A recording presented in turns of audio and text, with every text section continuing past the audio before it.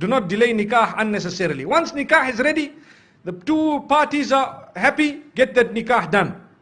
So that any relation that happens between them thereafter happens in a way that is permissible. Remember that.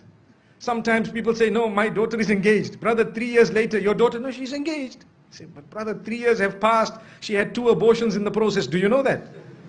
I'm not joking. I'm serious. My parents, you don't know what we know. They come to us for help when they cannot talk to you. I know.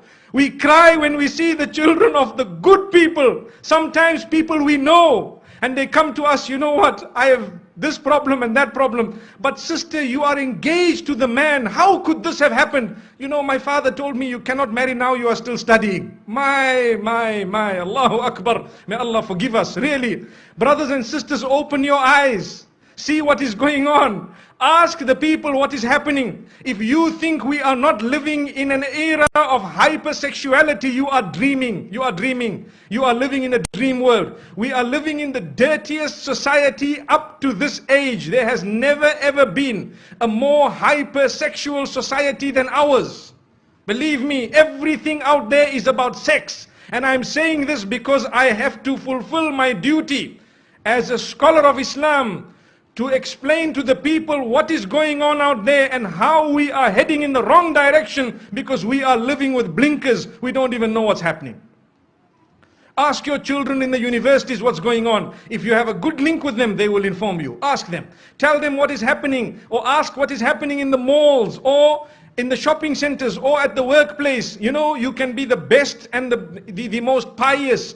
Yes, if Allah has granted you protection, you will always be protected. May Allah grant us goodness. There are people amongst us, and I'd like to hope that the bulk of us seated here, pure, good people by the will of Allah, you know how difficult it is to remain on that path. You know how easy it is to sin. Today it is easier to sin than it is to abstain from it. Allahu Akbar. It is easier to abandon your hijab than it is to don it. It is easier to leave your salah than it is to fulfill it.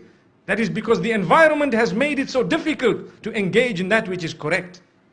But my brothers and sisters, this is why I say do not delay nikah. It's not just my statement, it is a teaching that has come to us from the best of creation. Don't delay it.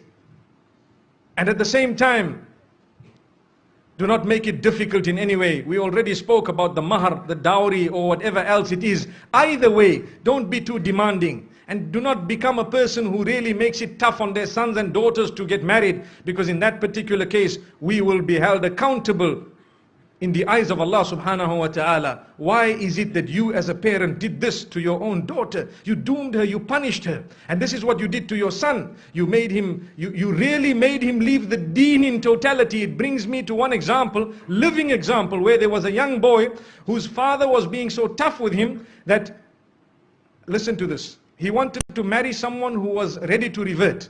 So his father told him, no, not over my dead body. What am I going to tell my friends and society, my brothers and my sisters, my this, my that? Brother, izzah is from Allah. Your status is from Allah. If you had embraced this, it was going to be much better. So you can explain to your friends and your family, look, you know, I tried my best, but today's society, you know, sometimes the children are doing their own thing and we have to try our best, saddidu wa qaribu, to make the most of what it is and to guide them as best as possible. And you know, we will see how best they can manage. But instead of that, this father chose to say, over my dead body. So what did the son do? He asked for help from some of the scholars and so on, and sometimes there is a limited amount of help you could actually offer, because if a man is being stubborn, you cannot really win. So after some time, he converted and left the fold of Islam and gone.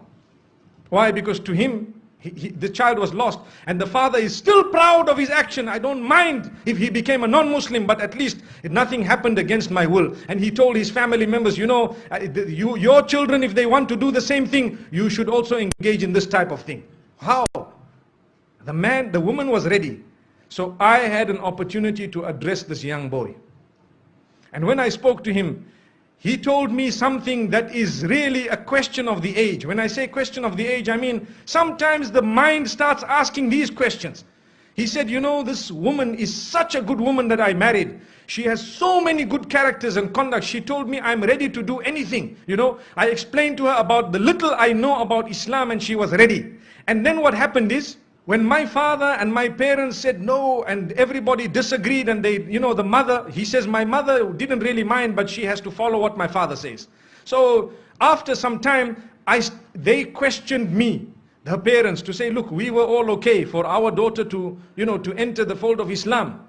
Now, if she is not going to enter the fold of Islam, then why don't you enter our faith?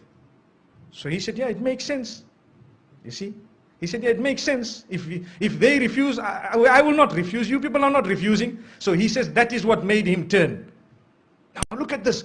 The young boys of today, this is the logic they are using. They will not tell you Islam is correct and Islam believes in all the previous messengers and Islam, Allah is one. Even the father perhaps doesn't read Salah correctly, but he was proud with his action. May Allah subhanahu wa ta'ala forgive that man. Really. We tried very hard, but to be honest with you, it is only Allah who can bring people back. And that's why I say it is foolish. Sometimes you might lose your child totally. Rather you lose them 20%.